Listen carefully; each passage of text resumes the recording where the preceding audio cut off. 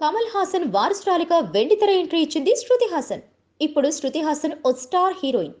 అయితే ఈ స్టార్ డమ్ అంత ఈజీగా రాలేదు. బిగినింగ్ లో చాలా కష్టాలు పడింది శృతి. ఆమెకు తొలి రోజుల్లో హిట్ లేదు, ఐరన్ లెగ్ అని ముద్ర కూడా వేశారు. అయితే పవన్ కళ్యాణ్ గబ్బర్ సింగ్ శృతి కెరీర్ ను మలుపు తిప్పింది. ఆ తర్వాత మళ్ళీ వెనక్కి తిరిగి చూసుకోలేదు. తాజాగా ఇచ్చిన ఓ ఇంటర్వ్యూలో మరోసారి తన గబ్బర్ సింగ్ డేస్ ను గుర్తు తెచ్చుకుంది శృతి.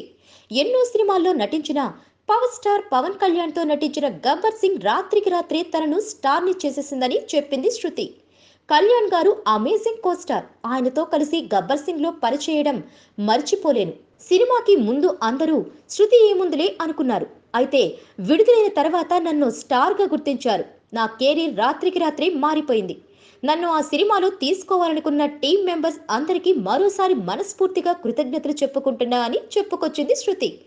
ప్రస్తుతం శృతి కాటమరాయుడు చిత్రంలో మరోసారి పవన్ కళ్యాణ్కి జోడీగా నటిస్తున్న సంగతి తెలిసిందే. డాలీ దర్శకత్వం వహిస్తున్న ఈ సినిమా ప్రస్తుతం షూటింగ్ లో ఉంది. Please subscribe. Hi, it's me Purna. Please subscribe.